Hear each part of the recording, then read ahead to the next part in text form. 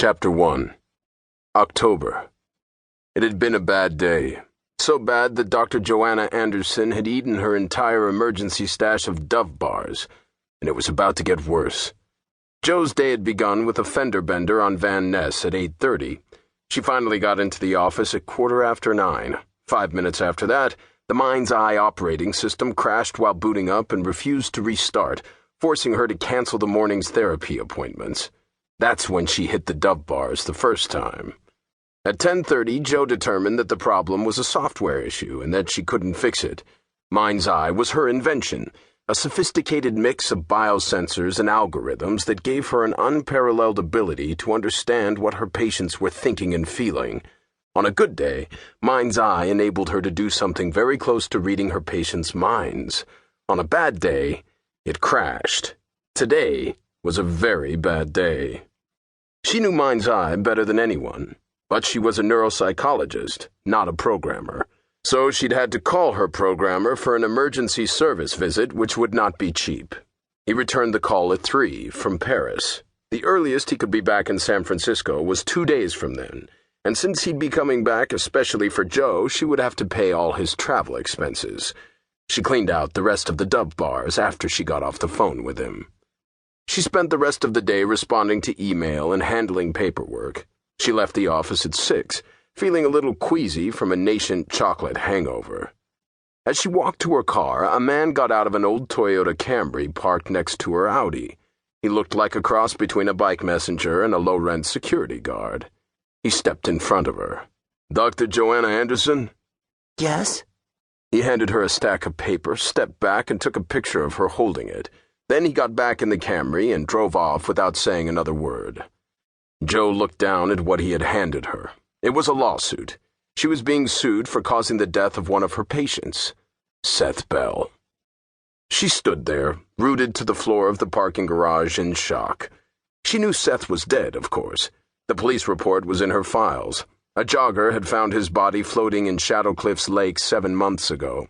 Toxicology tests showed that he'd been both very drunk and abusing multiple drugs at the time of his demise. The police concluded that suicide was the most likely cause of death. So why would anyone blame her? Her knees felt weak and she leaned against her car for support. Hands shaking, she flipped through the legal papers. The first few documents were forms filled with boilerplate legalese. Then she came to something titled Complaint. It laid out the case against her in more or less clear English. Seth Bell's parents had sued her on behalf of his estate. She was allegedly responsible for Seth's death for 2 reasons. She used dangerous experimental technology, i.e. Mind's Eye, on Seth, and she failed to identify the clear red flags warning that Seth would take his own life. As she read, her shock and fear gave way to anger. This was outrageous. The lawyers who wrote this didn't understand psychology, and they especially didn't understand Mind's Eye. It couldn't kill anyone. It was just a tool that helped her see what her patients were thinking and feeling. Not that the truth mattered to the people suing her. Seth's parents doubtless wanted to blame his death on someone other than their son or themselves, so they hired some ambulance chasers to go after Joe. Joe's fingers tightened on the sheaf of papers, crumpling them slightly. After a moment, she brought her emotions to heel. Standing in a parking garage, being mad wouldn't do any good. She needed to think and act rationally. She got in her car and headed home, forcing herself to drive carefully and deliberately.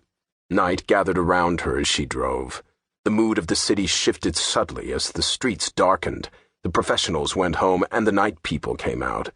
It felt alien and menacing. Or was she just projecting her worries about the Bell lawsuit? She needed a lawyer, of course. A very good one. By the time she arrived at the Bay Bridge toll plaza, she had decided to set 3 requirements for her attorney. First, she needed a medical malpractice specialist. Second, she needed someone who had tried at least 10 cases and never lost one. Third, she needed to see him or her in action. She was not about to rely on Yelp reviews or word of mouth. By 11 that night, she had found 6 lawyers in the entire Bay Area who met her first 2 criteria, and only one of those was in a trial now. His name was Mike Webster, and he seemed perfect on paper, with one minor problem. He was a plaintiff's lawyer. He might not want to take a defense case, but that didn't worry her too much. She could be